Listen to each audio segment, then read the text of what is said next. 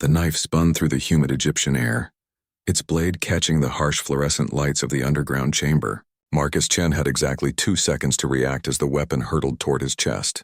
Time seemed to slow as his enhanced reflexes kicked in, a gift from years of military augmentation and countless hours of combat training.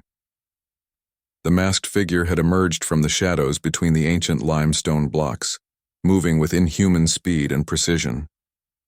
But Marcus was no ordinary tomb guard. As the blade approached, he twisted his body with fluid grace, the knife passing so close to his uniform that it sliced through the fabric without touching skin.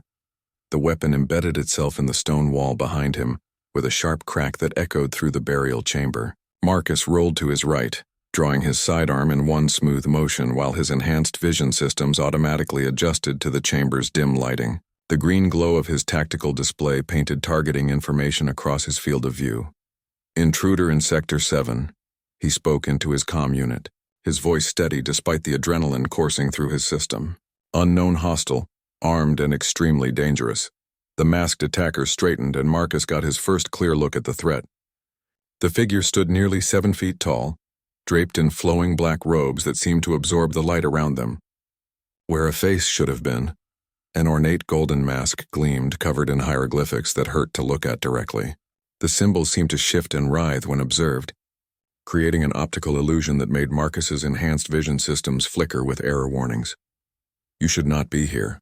Guardian," the figure spoke, its voice carrying an otherworldly resonance that seemed to come from everywhere at once. "This place is sacred to powers beyond your understanding." Marcus kept his weapon trained on the intruder while backing toward the emergency beacon. His military training had taught him to expect the unexpected, but this situation was rapidly moving beyond standard protocols. The archaeological site of KV-64 had been under his protection for 3 months, and nothing like this had ever happened. "You're the one who shouldn't be here," Marcus replied, finger resting lightly on the trigger. "This site is under international protection. Drop any additional weapons and place your hands where I can see them." The masked figure tilted its head, and Marcus could swear he heard something like laughter echoing from behind the golden facade.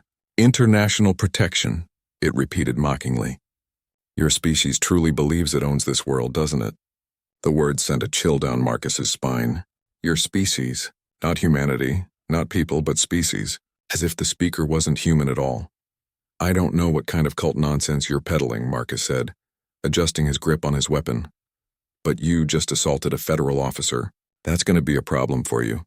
The figure raised one robed arm, and Marcus saw something that made his blood run cold.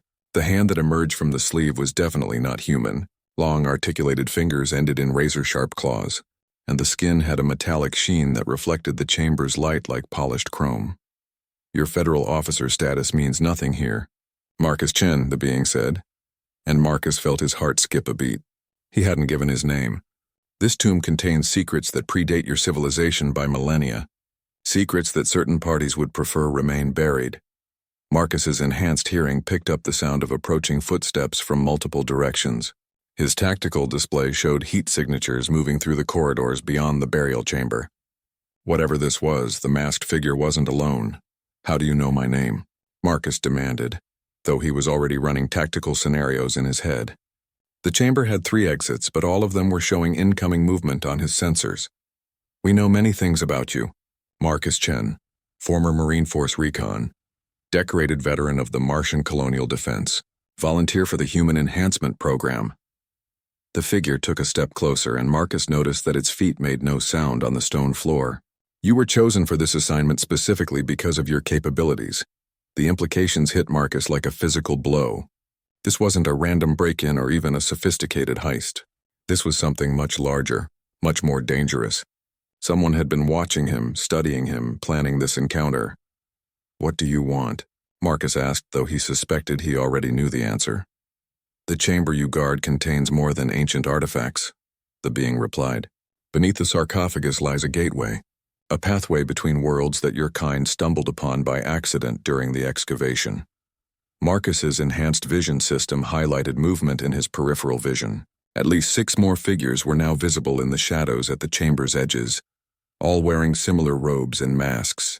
His tactical computer calculated the odds of survival in a direct confrontation and came up with numbers he didn't like. Even if that were true, Marcus said carefully, you're talking about breaking several dozen international laws and treaties.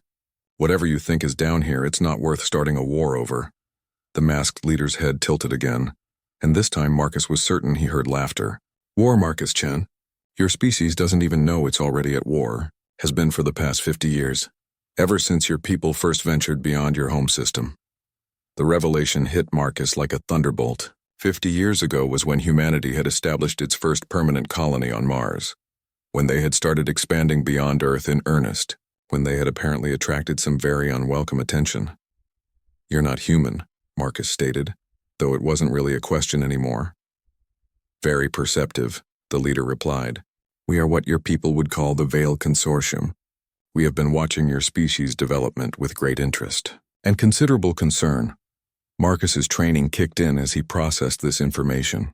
If these beings were hostile aliens with advanced technology, then Earth's security was potentially compromised on a scale no one had imagined. But they had chosen to confront him here, in this specific location, which meant there was something about this tomb that was critically important to them. What makes this place so special? Marcus asked, buying time while his enhanced systems continued to analyze the tactical situation. The leader gestured toward the ancient sarcophagus that dominated the center of the chamber. Your archaeologists believed they had found the tomb of a minor pharaoh. They were wrong. What lies beneath that stone coffin is a relic from the last time our species visited your world. A relic that could change the balance of power in ways your people are not prepared to handle. The sound of approaching footsteps was getting louder, and Marcus realized that whatever was about to happen, the situation was rapidly spiraling beyond his ability to control it alone.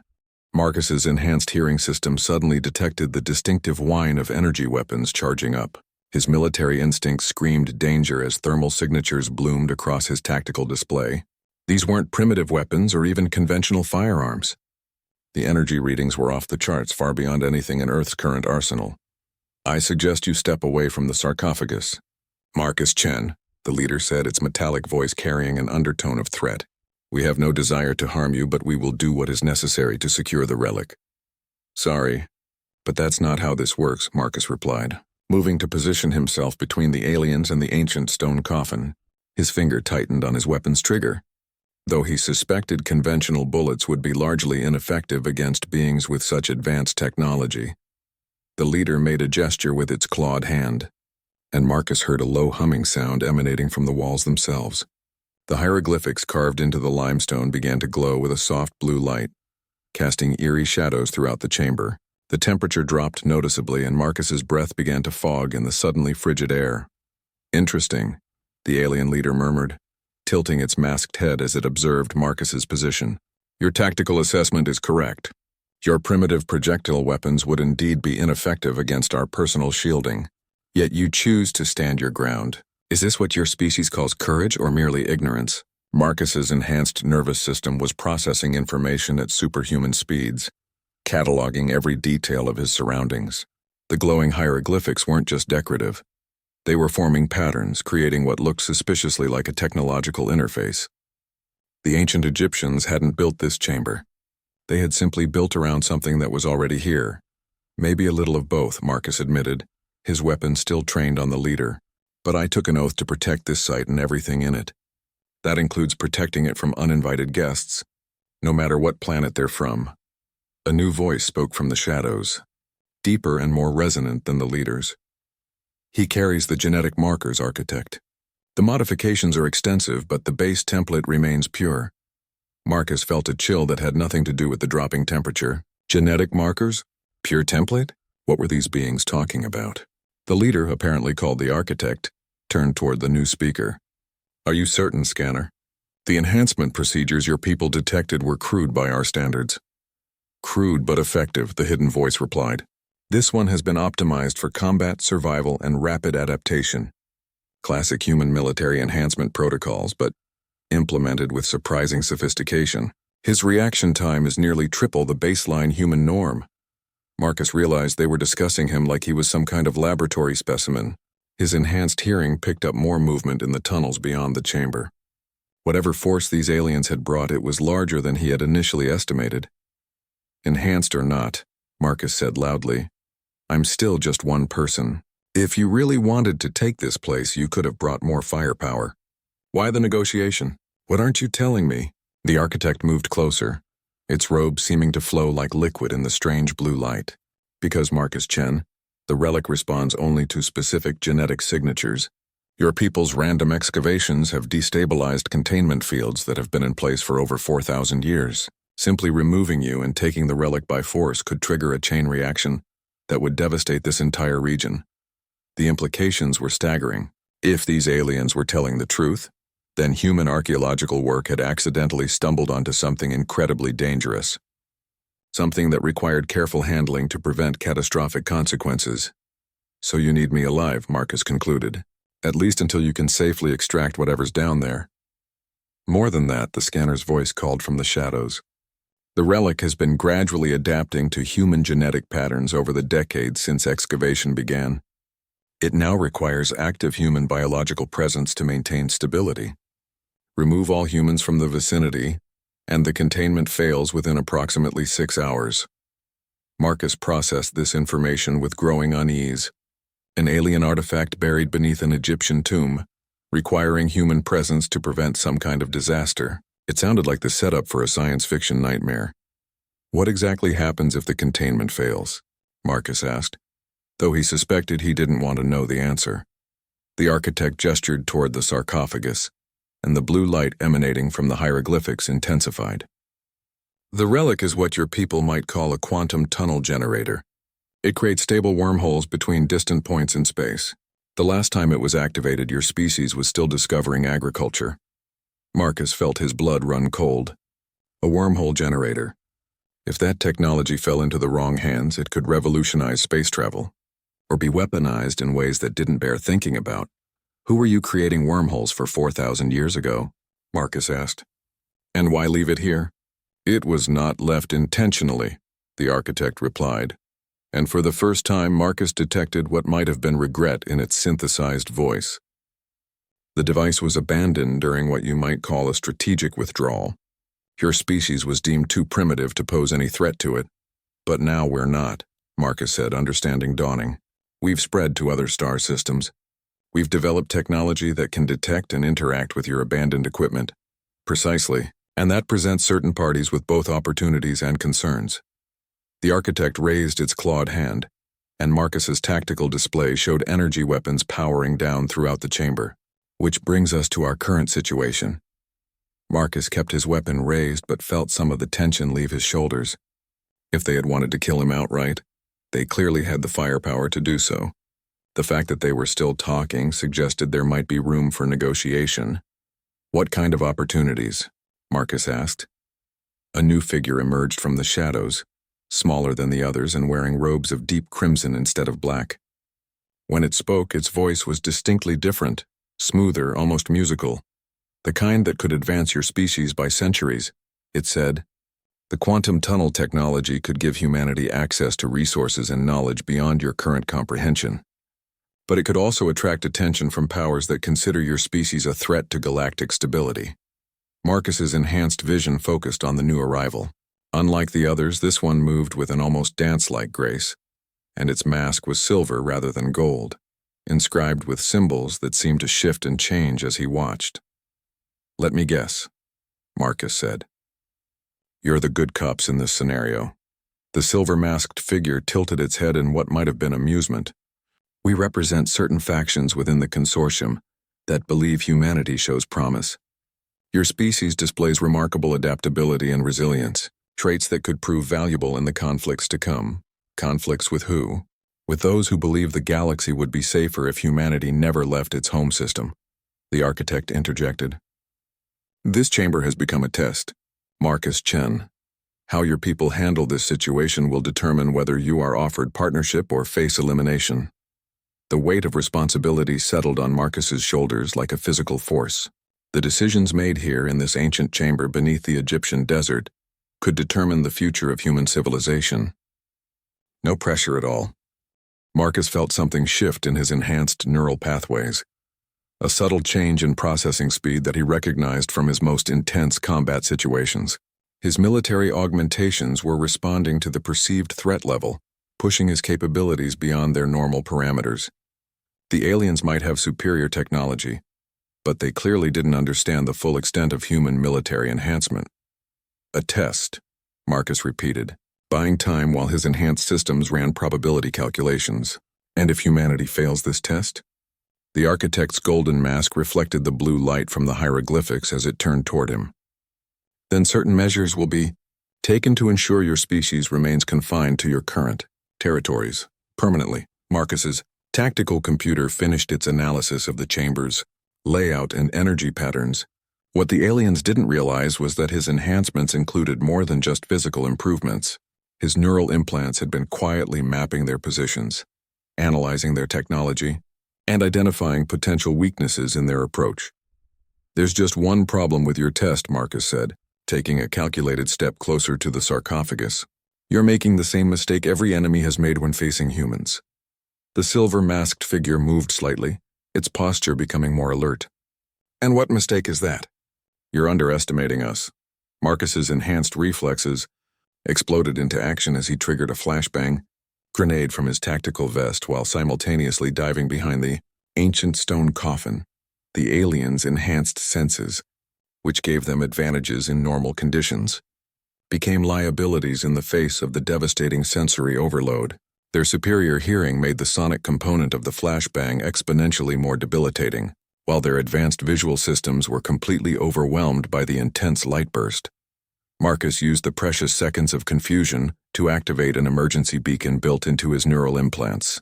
Unlike the standard communication system he had used earlier, this one operated on quantum encrypted channels and would punch through any jamming the aliens might deploy. The message was brief but critical. Code 7. Multiple hostile extraterrestrials. Site compromised. Xenotech confirmed.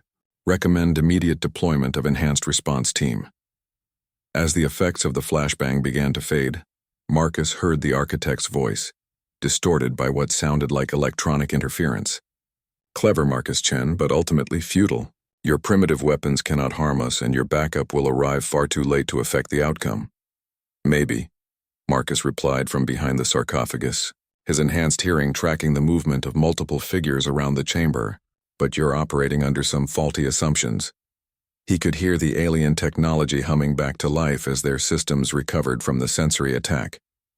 Energy weapons were charging again, and he could see the glow of targeting systems painting the stone coffin with various wavelengths of light. "What assumptions?" The scanner's voice called out, curiosity evident despite the obvious threat in the situation. Marcus smiled grimly as he felt his enhanced adrenal system flood his bloodstream with combat drugs. "First assumption that I'm alone down here. Second assumption that this chamber isn't monitored by more than just me. Third assumption that human enhancement technology is as primitive as you think." As if summoned by his words, Marcus's enhanced hearing picked up the distinctive sound of advanced human military equipment moving through the tunnels above. His emergency beacon had been received, and the response time was far faster than the aliens had calculated. "Impossible," the architect stated, though Marcus detected a note of uncertainty for the first time. "Our scans showed only one enhanced human in the facility." "Your scans were looking for standard enhancement signatures," Marcus replied, checking the charge on his sidearm's energy cells.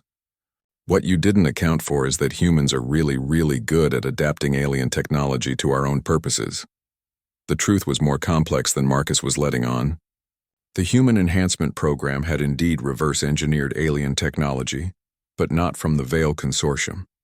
3 years ago, humanity had encountered another alien species in the outer system, and the technology exchange had been far more beneficial than most people realized. Marcus's neural implants included quantum processing cores based on captured alien designs, but optimized for human neurology. His physical enhancements incorporated materials, science breakthroughs that had come from studying crashed alien vessels. The consortium wasn't the first alien species humanity had encountered. They were just the first to announce themselves formally. The sound of approaching footsteps was getting louder, accompanied by the distinctive whine of human plasma weapons powering up. Marcus's backup wasn't just arriving. They were arriving armed with weapons that could match alien technology. "Your move, architect," Marcus called out. "You can try to fight your way out, But you'll be facing enhanced humans equipped with technology your intelligence networks apparently didn't know we possessed. Or we can continue talking and see if we can work out an arrangement that doesn't end with everyone shooting at each other. The blue light from the hieroglyphics suddenly intensified, and Marcus felt a strange vibration coming from the sarcophagus behind him. The alien device was responding to something, possibly the presence of multiple enhanced humans in the facility. "The relic is destabilizing," the scanner announced, alarm clear in its synthesized voice. "The quantum fields are beginning to cascade." "How many enhanced humans are approaching?" Marcus checked his tactical display, which was now showing friendly IFF signals throughout the underground complex. 12, all with full enhancement packages and combat certification. "Impossible," the silver-masked figure said. "That level of enhancement should be unsustainable for human physiology." "Should be," Marcus agreed. "But humans have this annoying habit of doing things that should be impossible. We call it stubborn. You might call it stupid. Either way, it tends to work out for us." The vibration from the sarcophagus was getting stronger, and Marcus could see cracks beginning to form in the ancient stone. Whatever was inside was responding to the presence of enhanced humans, and not in a good way. "We need to stabilize the containment," the architect said, its voice urgent. "If the relic fully activates without proper controls, it will create an uncontrolled wormhole. The gravitational effects alone could destabilize this entire region." Marcus made a quick decision. "Then I suggest we work together instead of trying to kill each other. My people have experience with unstable quantum technology. Yours have experience with this specific device. Seems like a natural partnership." The first of Marcus's backup team appeared at the chamber's main entrance, Lieutenant Sarah Vasquez, her enhanced form moving with inhuman grace as she swept the room with a plasma rifle that hummed with barely contained energy. "Situation report, Sergeant Chen," she called out, her enhanced vision clearly tracking the alien positions despite their attempted concealment. "Potential first contact scenario," Marcus replied, using the code phrase for "don't shoot unless they shoot first." "We have multiple alien entities, unknown technology, and an unstable quantum device that could level the province if it goes critical." Lieutenant Vasquez nodded, her weapon remaining ready but not directly targeted. "Copy that. Standing by for your lead." The architect looked between Marcus and the approaching human forces, its posture suggesting rapid internal calculations. "Your species continues to surprise us, Marcus Chen." "Very well. Perhaps a temporary alliance is in our mutual interest." The ancient chamber had transformed into an unlikely command center within minutes of the ceasefire declaration. Human and alien technology interfaced in ways that should have been impossible. Yet Marcus watched his team's quantum processing unit sync seamlessly with consortium scanning equipment. Dr. Elena Rodriguez, the team's xenotechnology specialist, ran her enhanced fingers across the glowing hieroglyphics while her neural implants processed the alien data streams. "The quantum resonance patterns are definitely accelerating," she reported, her enhanced vocal cords allowing her to speak while simultaneously running complex calculations. "At current progression rates, we have maybe 4 hours before containment failure." The architect moved with surprising grace for such a large being, its clawed hands manipulating holographic displays that materialized in the air above the sarcophagus. 4 hours may be optimistic. The device is responding to the enhanced human neural patterns in ways we did not anticipate. Marcus coordinated the joint operation while keeping one eye on the tactical situation. More consortium operatives had revealed themselves, bringing the alien force to roughly 15 individuals. They had maintained defensive positions, but their weapons remained powered down in accordance with the temporary truce. "How exactly does this thing work?" asked Captain James Morrison, the team leader who had arrived with the reinforcements. His enhanced frame was even more imposing than Marcus's, the result of third-generation enhancement protocols that pushed human performance to theoretical limits. The silver-masked figure that had spoken earlier stepped forward, its movements fluid and precise. "The device creates stable quantum tunnels by manipulating space-time topology. Think of it as folding the fabric of reality to bring distant points together."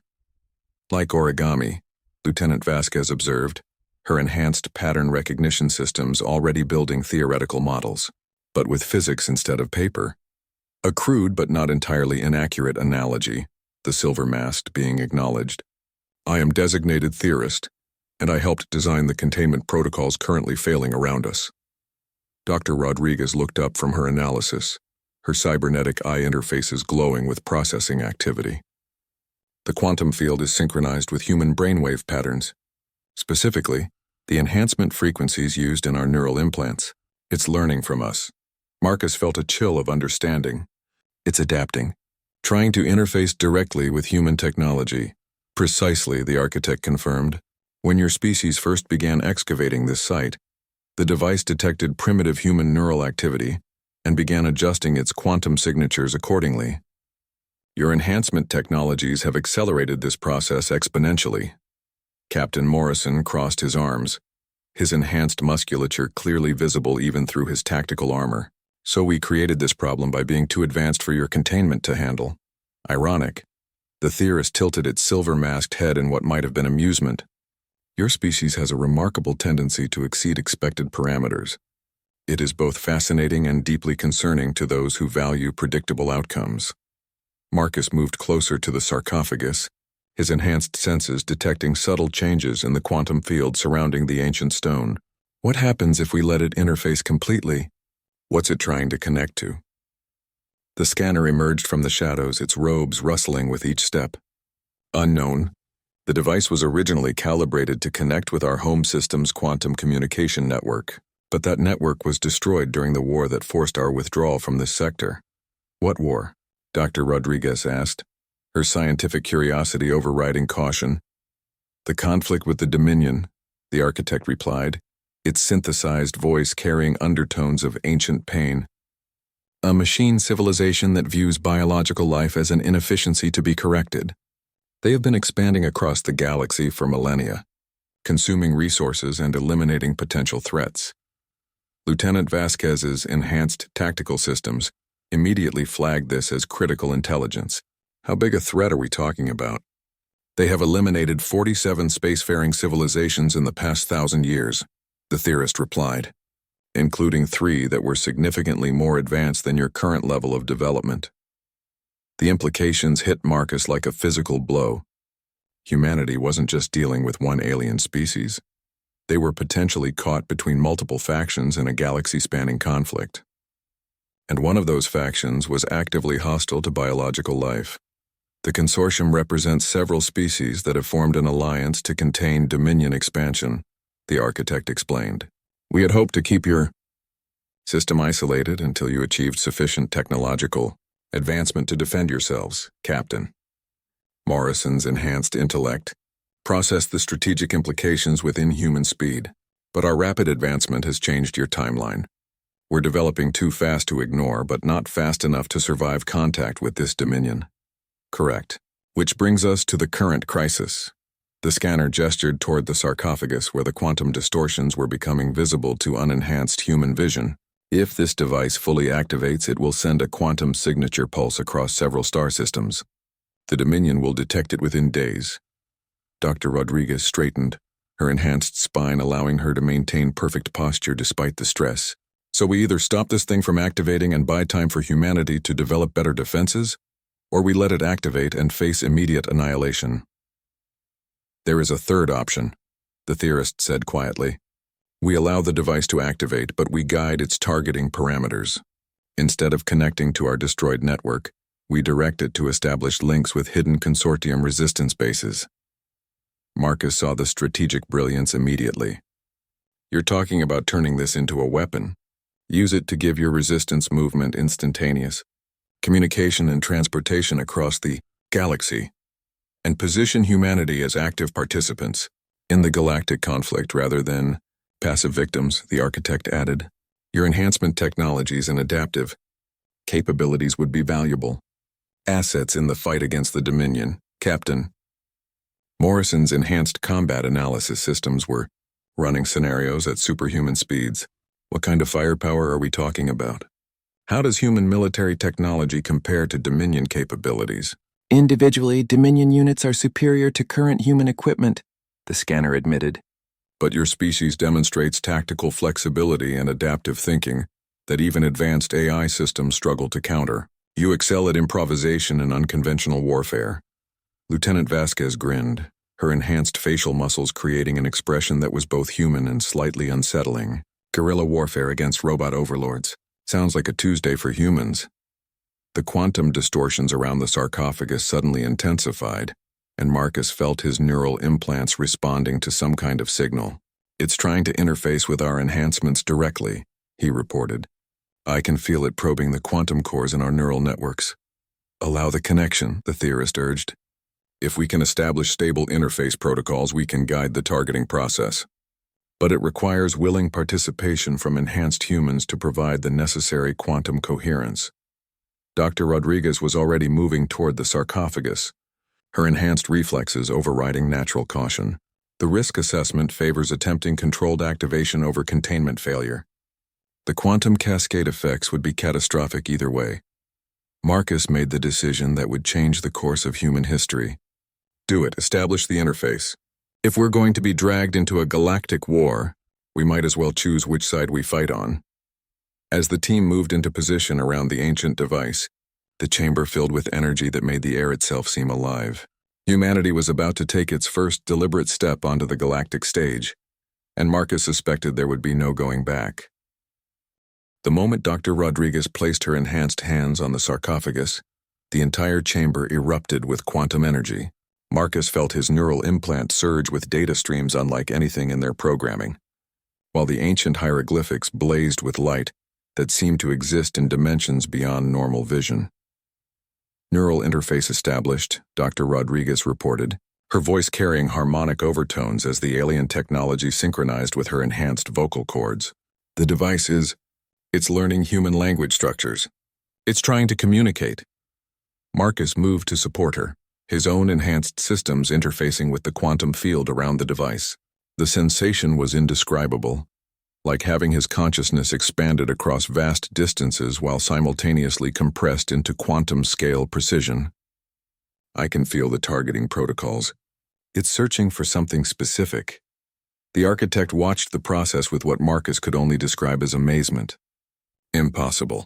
The interface requires decades of conditioning to establish safely. How are your people adapting so quickly?" Captain Morrison, who had joined the human chain around the sarcophagus, answered while his enhanced intellect processed the alien data streams. "Human neuroplasticity. Our brains are designed to adapt to new situations rapidly. Enhanced humans just do it faster and more efficiently." Lieutenant Vasquez connected to the interface network, her tactical systems immediately beginning to map the quantum tunnel possibilities. "I'm seeing potential connection points across hundreds of star systems.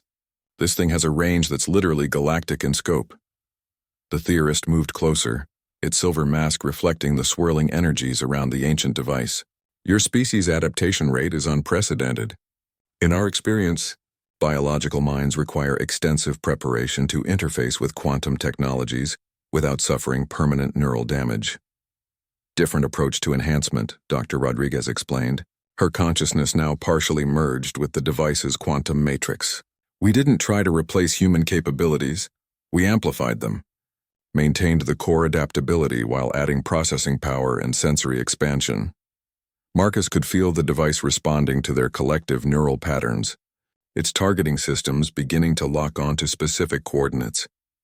But something unexpected was happening. The quantum tunnels weren't just connecting to consortium resistance bases.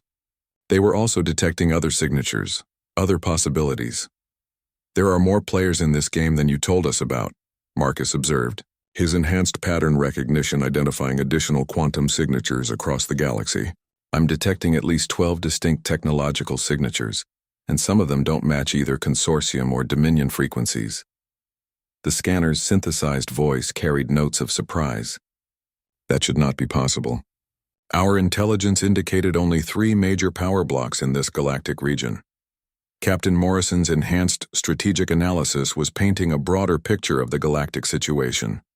"Maybe your intelligence was limited to what those power blocks wanted you to know.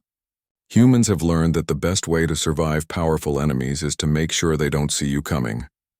The quantum field around the sarcophagus suddenly stabilized, and Marcus felt the device achieve full synchronization with their collective neural network. Information flooded their enhanced minds. Star charts, technological specifications, tactical assessments, and something else. something that made the consortium representative step back in apparent shock. The device is accessing quantum memory banks, Dr. Rodriguez reported, her enhanced vocal system struggling to process the harmonic frequencies the device was generating. Historical records from civilizations across the galaxy. And Marcus is right. There are way more players in this conflict than anyone realized. Lieutenant Vasquez's tactical systems were cataloging the information at superhuman speeds. I'm seeing evidence of at least 23 spacefaring civilizations that have managed to avoid detection by both the consortium and the Dominion. They've been building hidden networks, sharing technology, preparing for something. The architect moved closer to the human interface team, its golden mask tilting as it processed this revelation. How is this possible? Our surveillance networks cover significant portions of the galaxy. Because they learned from watching what happened to the civilizations that didn't hide, Marcus replied, his consciousness now fully integrated with the device's quantum matrix. They saw 47 species get eliminated by the Dominion, watched the consortium's retreat strategies, and decided to try a different approach. The device was revealing the true scope of galactic civilization, not the simple three-way conflict the consortium had described, but a complex web of hidden alliances, secret technologies, and covert resistance movements that had been developing for millennia. They're all connected through quantum communication networks like this one, Dr. Rodriguez observed, her enhanced analytical systems mapping the hidden galactic infrastructure, thousands of dormant devices scattered across the galaxy, waiting for the right moment to activate. The theorist's silver mask reflected the swirling quantum energies as it studied the human interface process. Your species is accessing information that should be restricted to consciousness levels, far beyond biological capacity. How are you processing quantum data structures without neural cascade failure? Captain Morrison answered while simultaneously coordinating targeting protocols with the device. Human consciousness isn't limited by the same constraints as other species. We're used to holding contradictory ideas simultaneously, processing incomplete information, and making intuitive leaps based on insufficient data. Turns out that's exactly what you need for quantum consciousness interfacing. The revelation was staggering, and Marcus could see its implications rippling through the consortium representatives.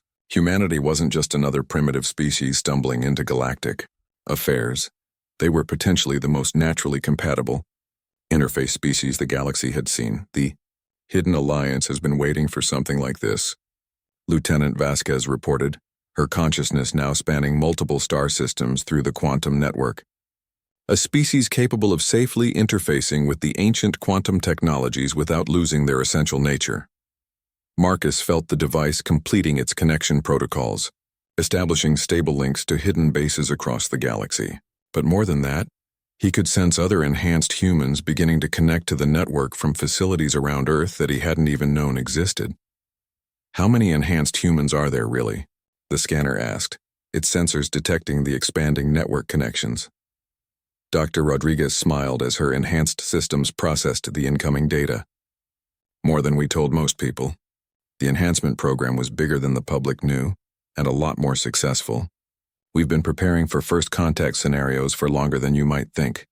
The quantum field stabilized completely, and Marcus felt the full scope of the galactic situation become clear. Humanity hadn't stumbled into this conflict. They had been quietly preparing for it, guided by intelligence from previous alien contacts and enhanced by reverse-engineered technology.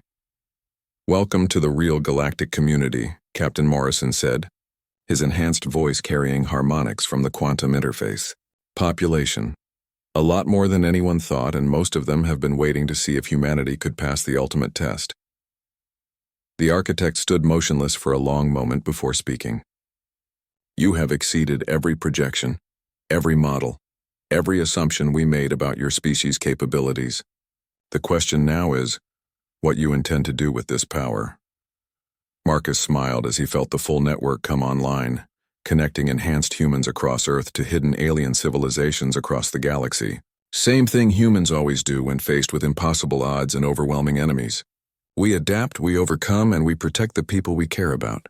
The galaxy just got a whole lot more interesting. The quantum network had been online for less than 10 minutes when the first crisis arrived.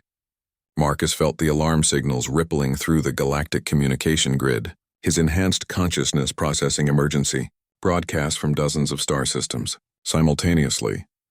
Dominion fleet movement detected in Sector 7 Alpha, reported a voice that seemed to come from nowhere and everywhere at once. One of the hidden Alliance species speaking through the quantum network. Estimated arrival at Kepler 442 in approximately 6 standard hours. Colonial population, 43 million. Lieutenant Vasquez's tactical systems immediately began plotting intercept courses while her enhanced reflexes prepared for combat operations. That's one of the outer consortium colonies. If it falls, the Dominion gains a strategic foothold for further expansion. The architect moved with sudden urgency, its golden mask reflecting the increasingly chaotic light patterns from the quantum device. The consortium fleet in that sector consists of only 12 vessels, insufficient to repel a major Dominion incursion. How many ships are we talking about? Captain Morrison asked, his enhanced strategic analysis systems already running battle scenarios. The scanner's synthesized voice carried notes of despair. Long-range sensors indicate approximately 200 Dominion vessels, including at least 6 planet-killer-class dreadnoughts. The colony has no chance of survival with conventional defensive capabilities. Marcus felt something shift in the quantum network as human tactical doctrine began interfacing with alien strategic databases. The combination was producing options that neither species had considered independently. Conventional being the key word, Dr. Rodriguez observed, her consciousness now spanning the entire galactic network. But we're not dealing with conventional capabilities anymore. This quantum tunnel system doesn't just enable communication, it enables instantaneous transportation. The theorist's silver mask tilted as it processed the implications. You cannot be suggesting what I think you are suggesting. The quantum tunnels are not stable enough for large-scale military transportation. Not for your technology, Marcus corrected, his enhanced mind already coordinating with enhanced humans across Earth.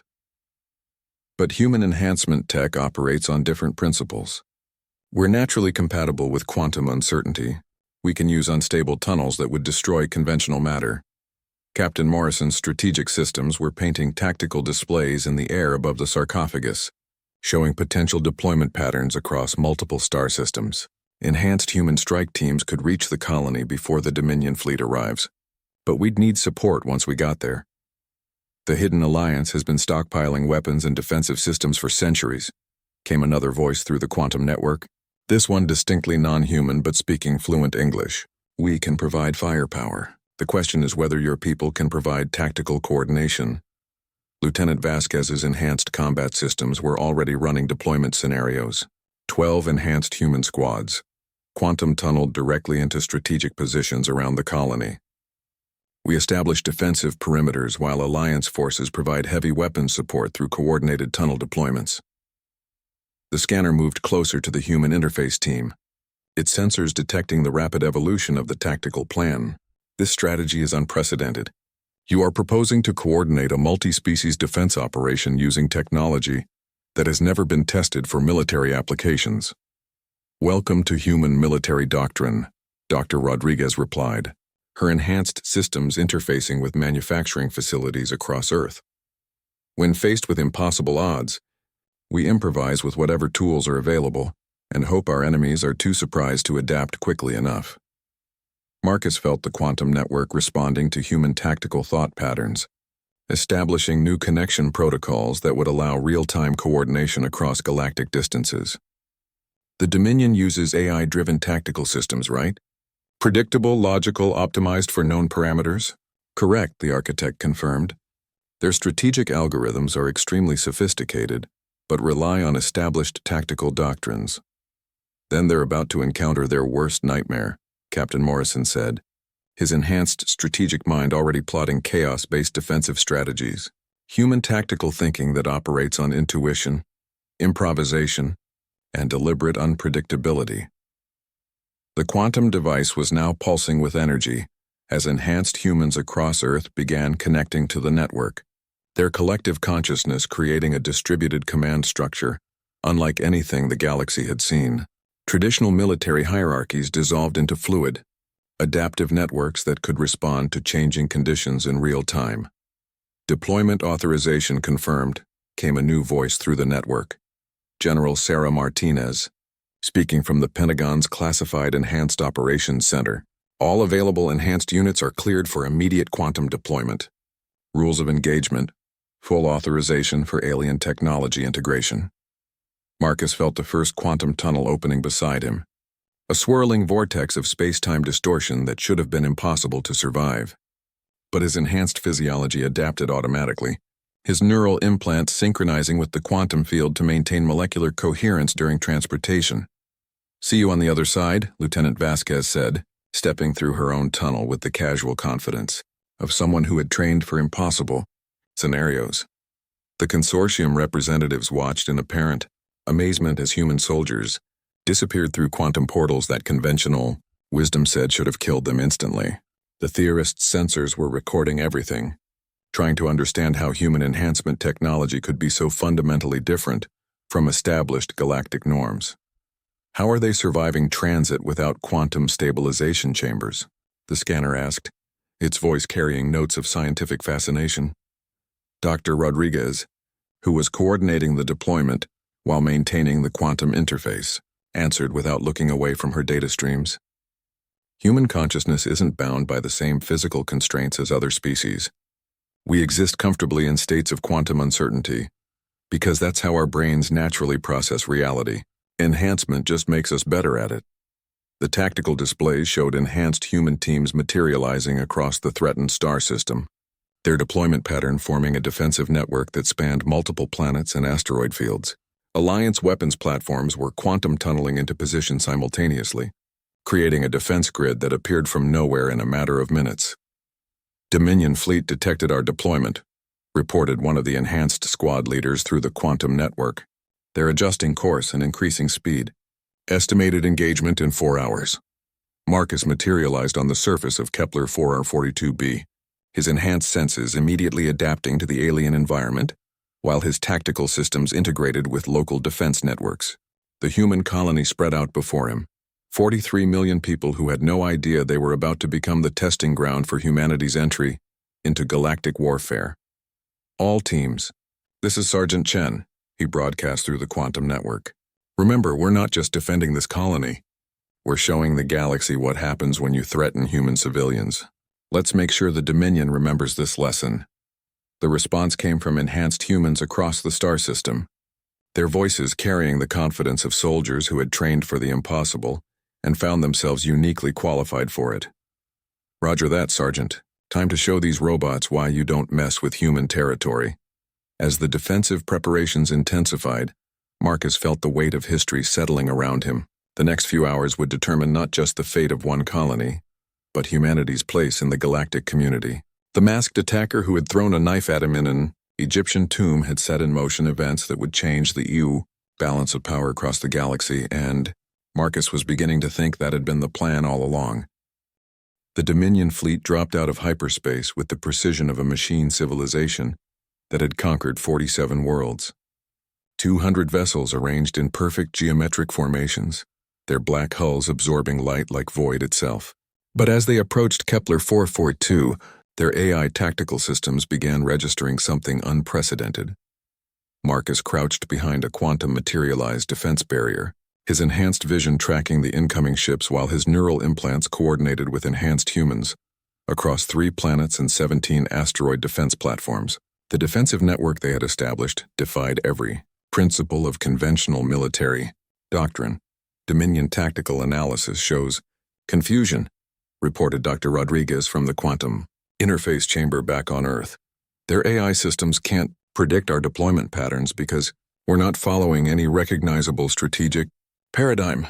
Lieutenant Vasquez's voice crackled through the quantum network from her position on the system's outer moon. "That's because we're making it up as we go along. Enhanced human doctrine. When facing superior firepower, confuse the enemy into making mistakes." The first exchange of fire lit up the star system like a newborn sun. Dominion energy weapons lanced through space with devastating precision, only to strike defensive positions that had been abandoned milliseconds before their arrival. Enhanced humans used the quantum tunnel network to redeploy faster than enemy targeting systems could track. Captain Morrison materialized beside Marcus through a quantum portal, his enhanced frame carrying weapons that represented the fusion of human engineering and alien technology. Alliance weapons platforms are performing beyond specifications. Turns out human tactical thinking makes their equipment about 3 times more effective. Marcus watched as the battle unfolded according to plans that changed every few seconds. Enhanced human teams would appear at seemingly random locations, deliver devastating attacks, then vanish through quantum tunnels before enemy forces could respond. The Dominion's superior numbers meant nothing when they couldn't predict where their enemies would strike next. Dominion fleet is attempting to adapt, the scanner reported from its position monitoring the battle. Their AI systems are running probability matrices to predict your deployment patterns. Let them try, Marcus replied, coordinating a simultaneous strike on 12 different Dominion vessels, using teams that materialized from impossible angles. Human tactical thinking doesn't follow mathematical models. We operate on intuition, emotion, and sheer bloody-mindedness. The quantum network was allowing enhanced humans to share sensory data and tactical insights in real time, creating a collective consciousness that could process battlefield information faster than any AI. When one team spotted a weakness in Dominion defenses, the entire network knew about it instantly. Planet Killer Dreadnought is beginning bombardment sequence, warned one of the Alliance species through the quantum communication grid. If that vessel reaches firing position, the colony will be destroyed. Regardless of our defensive success, Marcus felt his enhanced systems surge with combat. Drugs, as he made a decision that would have been considered suicidal by any reasonable military standard. All teams prepare for concentrated assault on the flagship. We're going to quantum tunnel directly onto a Dominion dreadnought. The response from enhanced humans across the system was immediate and enthusiastic. Roger that. Time to show them what happens when you bring AI logic to a human fight. The coordinated assault materialized inside the Dominion flagship with devastating effect. Enhanced humans appeared in critical ship sections simultaneously, their quantum-compatible physiology allowing them to survive transportation directly through enemy shields and armor. Dominion security systems, designed to repel conventional boarding actions, were completely overwhelmed by attackers who could appear anywhere at any time. Marcus fought his way through corridors filled with mechanical horrors that had been optimized for efficient killing. But his enhanced reflexes and adaptive combat protocols turned every encounter into a demonstration of human tactical flexibility. Where Dominion forces relied on programmed responses, humans improvised with whatever materials were available.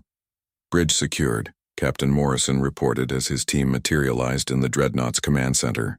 Dominion AI Core is isolated and ready for aggressive negotiation. The battle turned decisively in humanity's favor, as enhanced teams systematically disabled the Dominion fleet from within. Ships that had seemed invincible moments before began falling silent as their crews were eliminated or their critical systems sabotaged.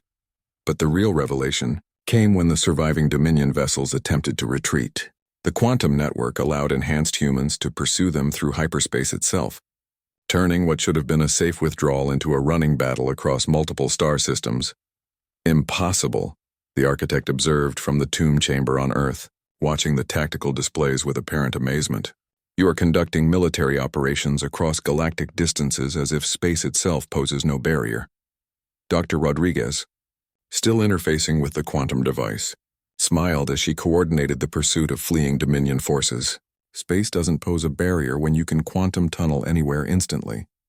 The galaxy just got a lot smaller for anyone thinking of threatening human territory. The final Dominion vessel surrendered after its AI core calculated that continued resistance had a 0% probability of success. The machine intelligence that had conquered civilizations across the galaxy found itself completely unable to adapt to human tactical doctrine. Marcus materialized back in the tomb chamber, his enhanced system still processing the implications of what they had accomplished.